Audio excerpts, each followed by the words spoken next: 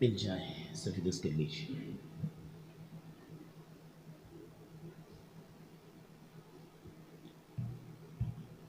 الله أكبر.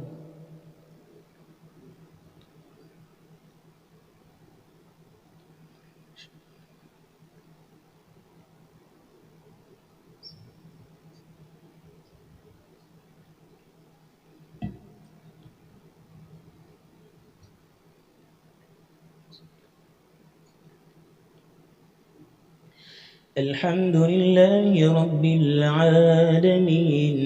الرحمن الرحيم مالك يوم الدين إياك نعبد وإياك نستعين اهدنا الصراط المستقيم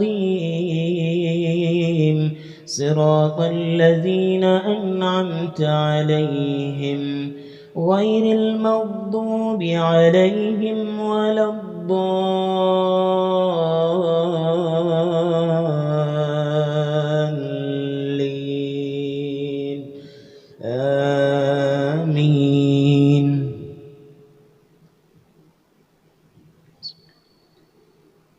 ألف لام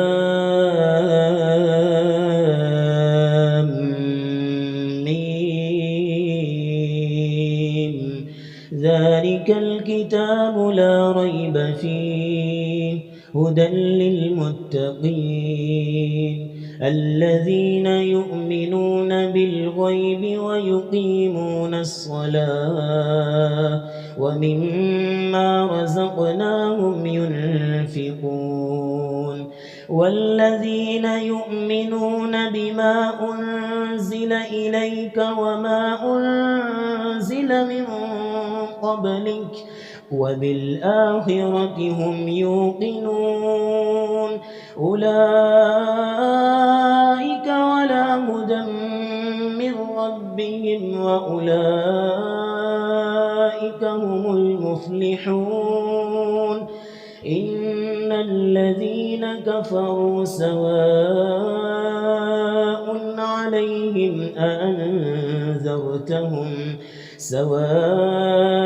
عليهم أأنذرتهم أم لم تنذرهم لا يؤمنون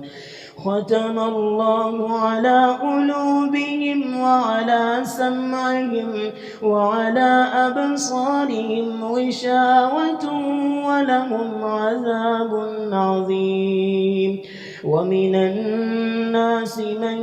يقول آمنا بالله وباليوم الآخر وما هم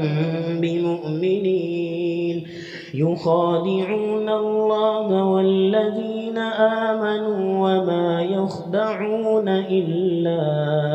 وما يخدعون إلا أنفسهم وما يشعرون في قلوبهم مرض فزادهم الله مرضا ولهم عذاب أليم بما كانوا يكذبون وإذا قيل لهم لا تفسدوا في الأرض قالوا إنما نحن مصلحون ألا إنهم هم المفسدون ولكن لا يشعرون وإذا قيل لهم آمنوا كما آمن الناس قالوا أنؤمن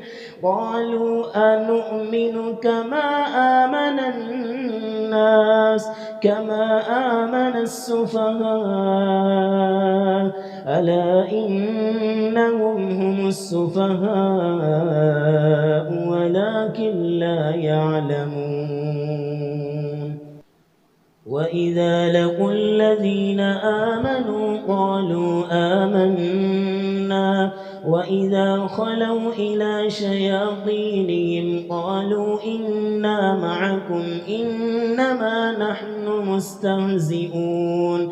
الله يستهزئ بهم ويمدهم في طغيانهم يعمهون أولئك الذين اشتروا الضلالة بالهدى فما ربحت تجارتهم وما كانوا مهتدين مثلهم كمثل الذي استوقد نارا فلما أضاءت ما حوله ذهب الله بنورهم وتركهم في ظلمات لا يبصرون صم بكم عمي فهم لا يرجعون أو كصيب من السماء فيه ظلمات ورعد وبرق يجعلون أصابعهم في آذانهم من الصواعق حذر الموت والله محيط بالكافرين يكاد البرق يخطف أبصارهم كلما أضاء لهم مشوا فيه وإذا أظلم عليهم قاموا ولو شاء الله لذهب بسمعهم وأبصارهم إن الله على كل شيء قدير يا أيها الناس اعبدوا ربكم الذي خلقكم والذين من قبلكم لعلكم تتقون الذي جعل لكم الأرض فراشا والسماء بناء وأنزل من السماء ماء فأخرج به من الثمرات رزقا لكم فلا تجعلوا لله أندادا وأنتم تعلمون وإن كنتم في ريب مما نزلنا على عبدنا فأتوا بسورة من مثله وادعوا شهداءكم من دون الله إن كنتم صادقين فإن لم تفعلوا ولن تفعلوا فاتقوا النار التي وقودها الناس والحجارة أعدت للكافرين وبشر الذين آمنوا وعملوا الصالحات أن لهم جنات تجري من تحتها الأنهار كلما رزقوا منها من ثمرة رزقا قالوا هذا الذي رزقنا من قبل وأتوا به متشابها ولهم فيها أزواج مطهرة وهم فيها خالدون إن الله لا يستحيي أن يضرب مثلا ما بعوضة فما فوقها فأما الذين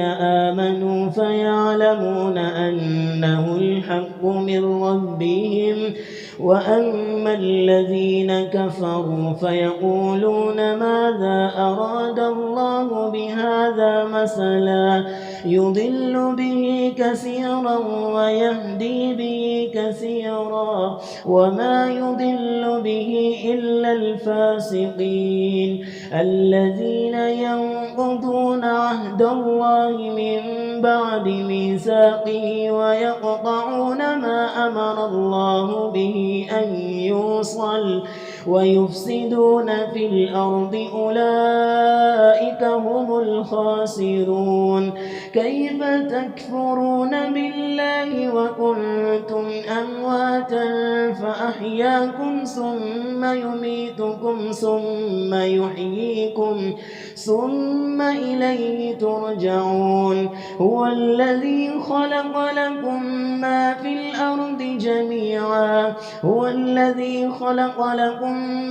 الأرض جميعا ثم استوى إلى السماء فسواهن 7 سماوات وهو بكل شيء عليم. وإذ قال ربك للملائكة إني جاعل في الأرض خليفة قالوا أتجعل فيها من يفسد فيها ويسفك الدماء ونحن نسبح بحمدك ونقدس لك قال إني أعلم ما لا تعلمون. وعلم آدم الأسماء كلها ثم عرضهم على الملائكة فقال أنبئوني بأسماء هؤلاء إن كنتم صادقين. قالوا سبحانك لا علم لنا إلا ما علمتنا إنك أنت العليم الحكيم. قال يا آدم أنبئهم بأسمائهم فلما أنبأهم بأسمائهم قال ألم أقل لكم إني أعلم غيب السماوات والأرض وأعلم ما تبدون وما كنتم تكتمون. وإذ قلنا للملائكة اسجدوا لآدم فسجدوا إلا إبليس أبى واستكبر وكان من الكافرين. وقلنا يا آدم اسكن أنت وزوجك الجنة وكلا منها رغدا حيث شئتما ولا تقربا هذه الشجرة فتكونا من الظالمين. فأزلهما الشيطان عنها فأخرجهما مما كانا فيه وقلنا اهبطوا بعضكم لبعض عدو ولكم في الأرض مستقر ومتاع إلى حين. فتلقى آدم من ربه كلمات فتاب عليه إنه هو التواب الرحيم. قلنا اهبطوا منها جميعا فإما يأتينكم مني هدى فمن تبع هداي فلا خوف عليهم ولا هم يحزنون. والذين كفروا وكذبوا بآياتنا أولئك أصحاب النار هم فيها خالدون. يا بني إسرائيل اذكروا نعمتي التي أنعمت عليكم وأوفوا بعهدي أوف بعهدكم وإياي فارهبون. وآمنوا بما أنزلت مصدقا لما معكم ولا تكونوا أول كافر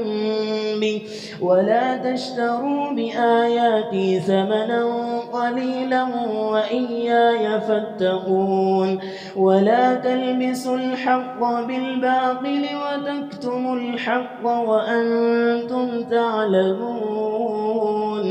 وأقيموا الصلاة وآتوا الزكاة واركعوا مع الراكعين. أتأمرون الناس بالبر وتنسون أنفسكم وأنتم تتلون الكتاب أفلا تعقلون. واستعينوا بالصبر والصلاة وإنها لكبيرة إلا على الخاشعين الذين يظنون أنهم ملاقو ربهم ربهم وأنهم إليه راجعون. يا بني إسرائيل اذكروا نعمتي التي أنعمت عليكم وأني فضلتكم على العالمين. واتقوا يوما لا تجزي نفس عن نفس شيئا ولا يقبل منها عدل ولا يؤخذ منها عدل ولا يؤخذ منها شفاعة ولا يقبل منها عدل ولا هم ينصرون. يا بني إسرائيل اذكروا نعمتي التي أنعمت عليكم وأني فضلتكم على العالمين. واتقوا يوما لا تجزي نفس عن نفس شيئا ولا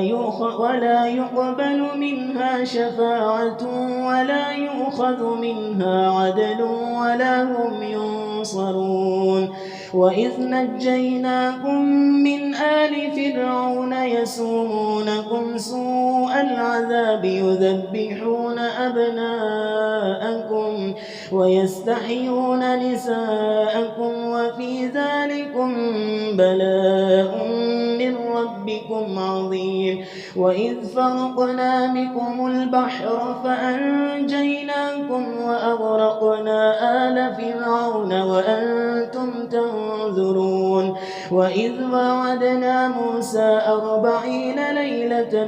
ثم اتخذتم العجل من بعده وأنتم ظالمون. ثم عفونا عنكم من بعد ذلك لعلكم تشكرون. وإذ آتينا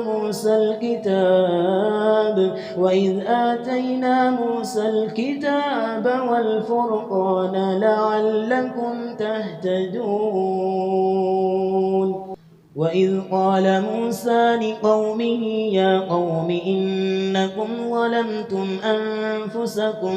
باتخاذكم العجل فتوبوا إلى بارئكم فاقتلوا أنفسكم ذلكم خير لكم عند بارئكم فتاب عليكم إنه هو التواب الرحيم. وإذ قلتم يا موسى لن نؤمن لك حتى نرى الله جهرة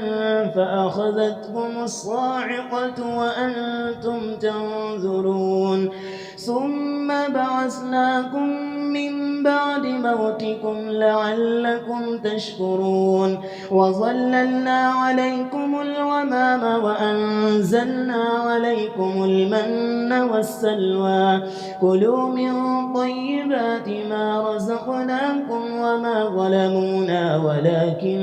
كانوا أنفسهم يظلمون. وإذ قلنا ادخلوا هذه القرية فكلوا منها حيث شئتم رغدا وادخلوا الباب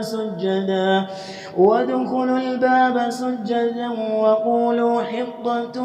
نغفر لكم خطاياكم وسنزيد المحسنين. فبدل الذين ظلموا قولا غير الذي قيل لهم فأنزلنا على الذين ظلموا رجزا من السماء بما كانوا يفسقون. وإذ استسقى موسى لقومه فقلنا اضرب بعصاك الحجر فانفجرت منه 12 عينا قد علم كل أناس مشربهم كلوا واشربوا من رزق الله ولا تعثوا في الأرض مفسدين. وإذ قلتم يا موسى لن نصبر على طعام واحد فادع لنا ربك يخرج لنا مما تنبت الأرض من بقلها وقثائها وفومها وعدسها وبصلها قال أتستبدلون أتستبدلون الذي هو أدنى بالذي هو خير اهبطوا مصرا فإن لكم ما سألتم وضربت عليهم الذلة والمسكنة وباءوا بغضب من الله ذلك بأنهم كانوا يكفرون بآيات الله ويقتلون النبيين بغير الحق ذلك بما عصوا وكانوا يعتدون إن الذين آمنوا والذين هادوا والنصارى والصابئين من آمن بالله واليوم الآخر وعمل صالحا فلهم أجرهم عند ربهم ولا خوف عليهم ولا هم يحزنون وإذ أخذنا ميثاقكم ورفعنا فوقكم الطور خذوا ما آتيناكم بقوة واذكروا ما فيه لعلكم تتقون ثم توليتم من بعد ذلك فلولا فضل الله عليكم ورحمته لكنتم من الخاسرين ولقد علمتم الذين اعتدوا منكم في السبت فقلنا لهم كونوا قردة خاسئين فجعلناها نكالا لما بين يديها وما خلفها وموعظة للمتقين وإذ قال موسى لقومه إن الله يأمركم أن تذبحوا بقرة قالوا أتتخذنا هزوا قال أعوذ بالله أن أكون من الجاهلين قالوا ادع لنا ربك يبين لنا ما هي قال إنه يقول إنها بقرة لا فارض ولا بكر عوان بين ذلك فافعلوا ما تؤمرون قالوا ادع لنا ربك يبين لنا ما لونها قال إنه يقول إنها بقرة صفراء فاقع لونها تسر الناظرين قالوا ادع لنا ربك يبين لنا ما هي إن البقرة تشابه علينا وإنا إن شاء الله لمهتدون قال إنه يقول إنها بقرة لا ذلول تثير الأرض ولا تسقي الحرث مسلمة لا شية فيها قالوا الآن جئت بالحق فذبحوها وما كادوا يفعلون وإذ قتلتم نفسا فادارأتم فيها والله مخرج ما كنتم تكتمون فقلنا اضربوه ببعضها كذلك يحيي الله الموتى ويريكم آياته لعلكم تعقلون ثم قست قلوبكم من بعد ذلك فهي كالحجارة أو أشد قسوة وإن من الحجارة لما يتفجر منه الأنهار وإن منها لما يشقق فيخرج منه الماء وإن منها لما يهبط من خشية الله وما الله بغافل عما تعملون أفتطمعون أن يؤمنوا لكم وقد كان فريق منهم يسمعون كلام الله ثم يحرفونه من بعد ما عقلوه وهم يعلمون وإذا لقوا الذين آمنوا قالوا آمنا وإذا خلا بعضهم إلى بعض قالوا أتحدثونهم بما فتح الله عليكم ليحاجوكم به عند ربكم أفلا تعقلون أولا يعلمون أن الله يعلم ما يسرون وما يعلنون ومنهم أميون لا يعلمون الكتاب إلا أماني وإن هم إلا يظنون فويل للذين يكتبون الكتاب بأيديهم ثم يقولون هذا من عند الله ليشتروا به ثمنا قليلا فويل لهم مما كتبت أيديهم وويل لهم مما يكسبون وقالوا لن تمسنا النار إلا أياما معدودة قل أتخذتم عند الله عهدا فلن يخلف الله عهده أم تقولون على الله ما لا تعلمون بلى من كسب سيئة وأحاطت به خطيئته أولئك أصحاب النار هم فيها خالدون بلى من كسب سيئة وأحاطت به خطيئته فأولئك أصحاب النار هم فيها خالدون والذين آمنوا وعملوا الصالحات أولئك أصحاب الجنة هم فيها خالدون وإذ أخذنا ميثاق بني إسرائيل لا تعبدون إلا الله وبالوالدين إحسانا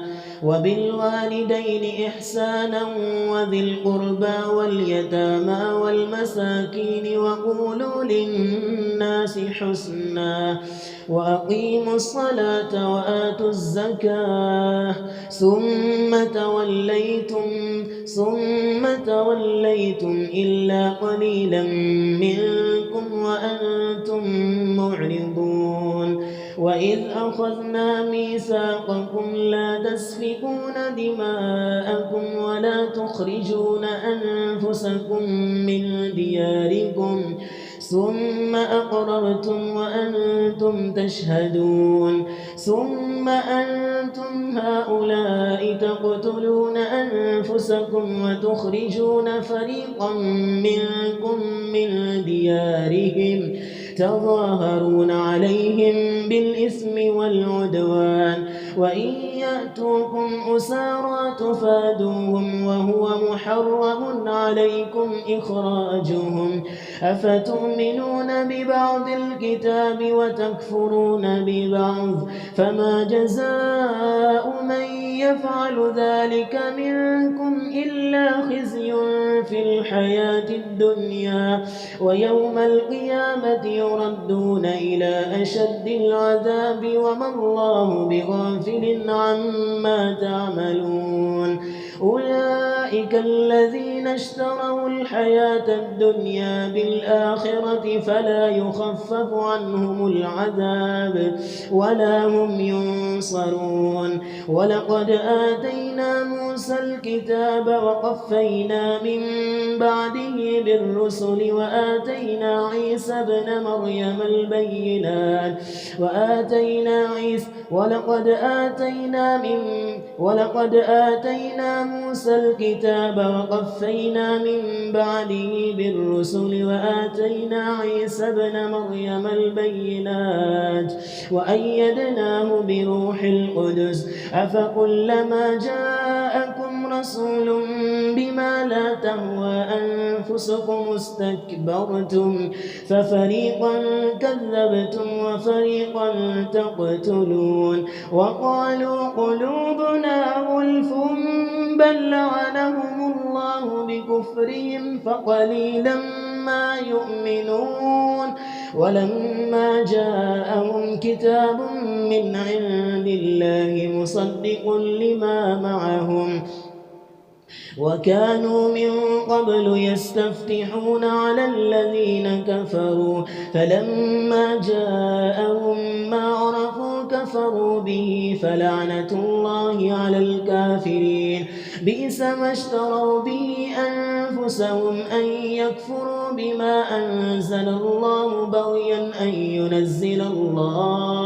أن ينزل الله من فضله على من يشاء من عباده فباءوا بغضب على غضب وللكافرين عذاب مهين وإذا قيل لهم آمنوا بما أنزل الله قالوا نؤمن بما أنزل علينا ويكفرون بما وراءه وهو الحق مصدقا لما معهم قل فلم تقتلون أنبياء الله من قبل إن كنتم صادقين قل فلم تقتلون أنبياء الله من قبل إن كنتم مؤمنين ولقد جاءكم موسى بالبينات ثم اتخذتم العجل من بعده وأنتم ظالمون وإذ أخذنا ميثاقكم ورفعنا فوقكم الطور خذوا ما آتيناكم بقوة واسمعوا قالوا سمعنا وعصينا وأشربوا في قلوبهم العجل بكفرهم قل بئس ما يأمركم به إيمانكم إن كنتم مؤمنين قل إن كانت لكم الدار الآخرة عند الله خالصة من دون الناس فتمنوا الموت إن كنتم صادقين ولن يتمنوا أبدا بما قدمت أيديهم والله عليم بالظالمين ولتجدنهم أحرص الناس على حياة ومن الذين أشركوا يود أحدهم لو يعمر 1000 سنة وما هو بمزحزحه من العذاب أن يعمر والله بصير بما يعملون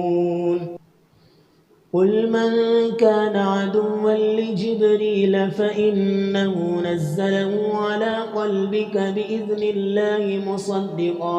مصدقا لما بين يديه وهدى وبشرى للمؤمنين من كان عدوا لله وملائكته ورسله وجبريل وميكال فإن الله عدو للكافرين ولقد أنزلنا إليك آيات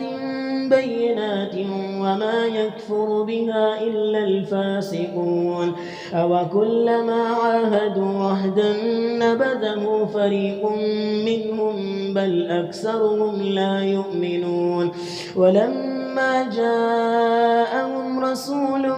من عند الله مصدق لما معهم نبذ فريق من الذين أوتوا الكتاب كتاب الله وراء ظهورهم كأنهم لا يعلمون واتبعوا ما تتلو الشياطين على ملك سليمان وما كفر سليمان ولكن الشياطين كفروا يعلمون الناس السحر وما أنزل على الملكين ببابل هاروت وماروت وما يعلمان من أحد حتى يقولا إنما نحن فتنة فلا تكفر فيتعلمون منهما ما يفرقون به بين المرء وزوجه وما هم بضارين مضرين به من أحد إلا بإذن الله ويتعلمون ما يضرهم ولا ينفعهم ولقد علموا لمن اشتراه ما له في الآخرة من خلاق ولبئس ما شروا به أنفسهم لو كانوا يعلمون ولبئس ما شروا به أنفسهم لو كانوا يعلمون ولو أنهم آمنوا واتقوا لمثوبة من عند الله خير لو كانوا يعلمون يا أيها الذين آمنوا لا تقولوا راعنا وقولوا انظرنا واسمعوا وللكافرين عذاب أليم ما يود الذين كفروا من أهل الكتاب ولا المشركين أن ينزل عليكم من خير من ربكم والله يختص برحمته من يشاء والله ذو الفضل العظيم ما ننسخ من آية أو ننسها نأت بخير منها أو مثلها ألم تعلم أن الله على كل شيء قدير ألم تعلم أن الله له ملك السماوات والأرض وما لكم من دون الله من ولي ولا نصير أم تريدون أن تسألوا رسولكم كما سئل موسى من قبل ومن يتبدل الكفر بالإيمان فقد ضل سواء السبيل ود كثير من أهل الكتاب لو يردونكم من بعد إيمانكم كفارا حسدا من عند أنفسهم من بعد ما تبين لهم الحق فاعفوا واصفحوا حتى يأتي الله بأمره إن الله على كل شيء قدير وأقيموا الصلاة وآتوا الزكاة وما تقدموا لأنفسكم من خير تجدوه عند الله إن الله بما تعملون بصير وقالوا لن يدخل الجنة إلا من كان هودا أو نصارى تلك أمانيهم قل هاتوا برهانكم إن كنتم صادقين بلى من أسلم وجهه لله وهو محسن فله أجره عند ربه ولا خوف عليهم ولا هم يحزنون وقالت اليهود ليست النصارى على شيء وقالت النصارى ليست اليهود على شيء وهم يتلون الكتاب كذلك قال الذين لا يعلمون مثل قولهم فالله يحكم بينهم يوم القيامة فيما كانوا فيه يختلفون ومن أظلم ممن منع مساجد الله أن يذكر فيها اسمه وسعى في خرابها أولئك ما كان لهم أن يدخلوها إلا خائفين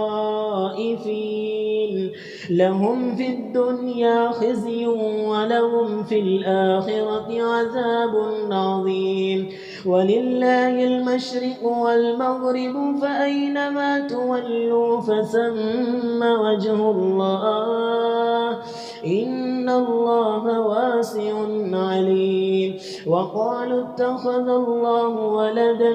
سبحانه بل له ما في السماوات والأرض كل له قانتون بديع السماوات والأرض وإذا قضى أمرا فإنما يقول له كن فيكون وقال الذين لا يعلمون لولا يكلمنا الله أو تأتينا آية كذلك قال الذين من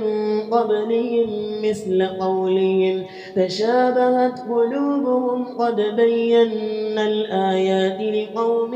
يوقنون إنا أرسلناك بالحق بشيرا ونذيرا ولا تسأل عن أصحاب الجحيم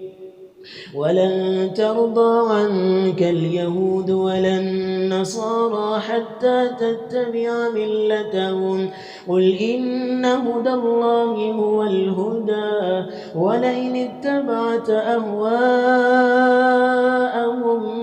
بعد الذي جاءك من العلم ما لك من الله من ولي ولا نصير الذين آتيناهم الكتاب يتلونه حق تلاوته أولئك يؤمنون به ومن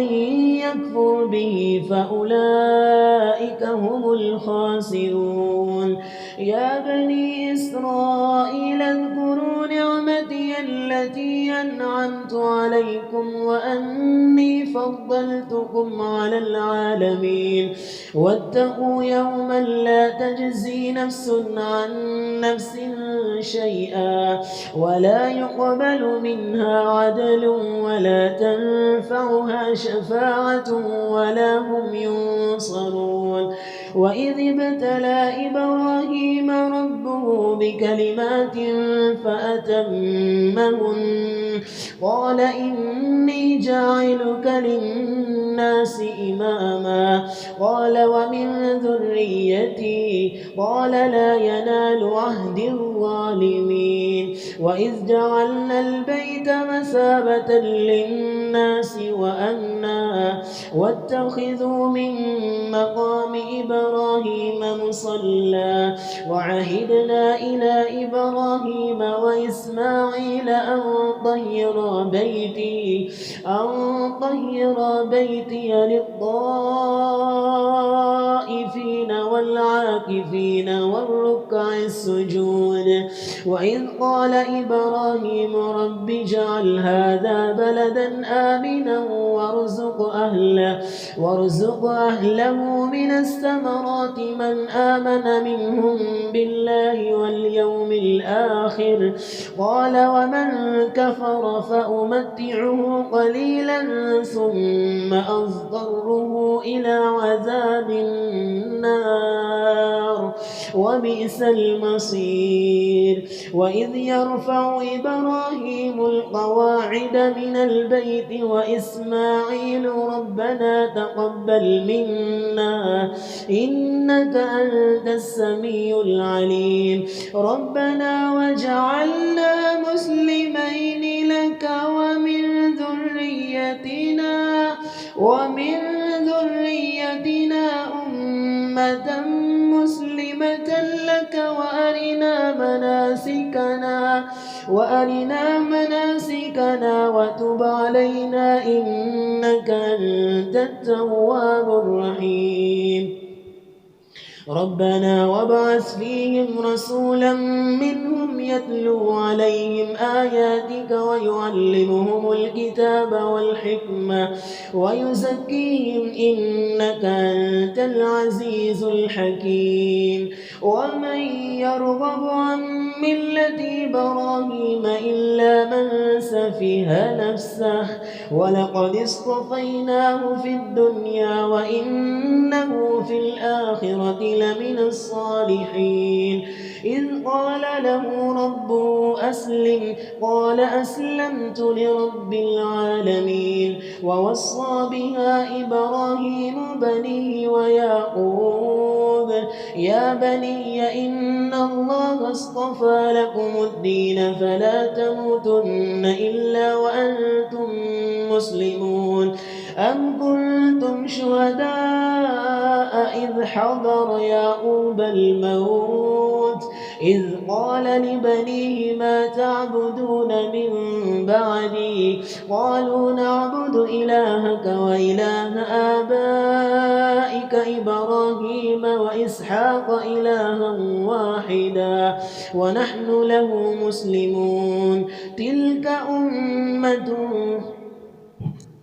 قالوا نعبد إلهك وإله آبائك إبراهيم وإسماعيل وإسحاق إلها واحدا ونحن له مسلمون تلك أمة قد خلت لها ما كسبت ولكم ما كسبتم ولا تسألون عما كانوا يعملون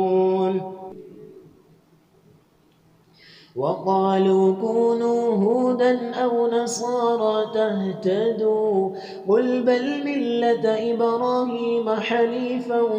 وما كان من المشركين قولوا آمنا بالله وما أنزل إلينا وما أنزل إلى إبراهيم وإسماعيل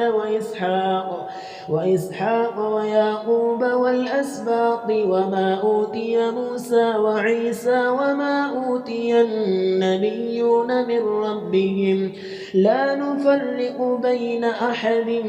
منهم ونحن له مسلمون فإن آمنوا بمثل ما آمنتم به فقد اهتدوا وإن تولوا فإنما هم في شقاق فسيكفيكهم الله وهو السميع العليم صبغة الله ومن أحسن من الله صبغة ونحن له عابدون قل أتحاجوننا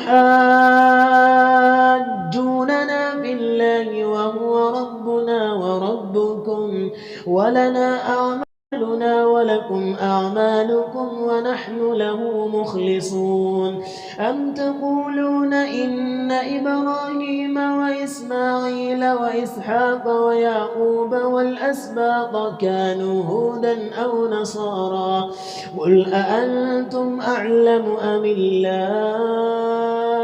ومن أظلم ممن كتم شهادة عنده من الله وما الله بغافل عما تعملون تلك أمة قد خلت لها ما كسبت ولكم ما كسبتم ولا تسألون عما كانوا يعملون سيقول السفهاء من الناس ما ولاهم عن قبلتهم التي كانوا عليها قل لله المشرق والمغرب يهدي من يشاء إلى صراط مستقيم وكذلك جعلناكم أمة وسطا لتكونوا شهداء على الناس ويكون الرسول عليكم شهيدا وما جعلنا القبلة التي كنت عليها إلا لنعلم من يتبع الرسول ممن ينقلب على عقبيه وإن كانت لكبيرة إلا على الذين هدى الله وما كان الله ليضيع إيمانكم إن الله بالناس لرؤوف رحيم قد نرى تقلب وجهك في السماء فلنولينك قبلة ترضاها فول وجهك شطر المسجد الحرام وحيث ما كنتم فولوا وجوهكم شطره وإن الذين أوتوا الكتاب ليعلمون أنه الحق من ربهم وما الله بغافل عما يعملون ولئن أتيت الذين أوتوا الكتاب بكل آية ما تبعوا قبلتك وما أنت بتابع قبلتهم وما بعضهم بتابع قبلة بعض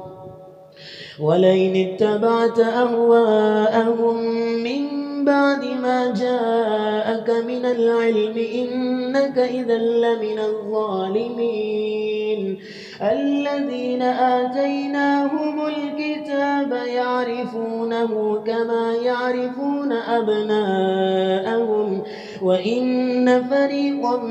منهم ليكتمون الحق وهم يعلمون الحق من ربك فلا تكونن من الممترين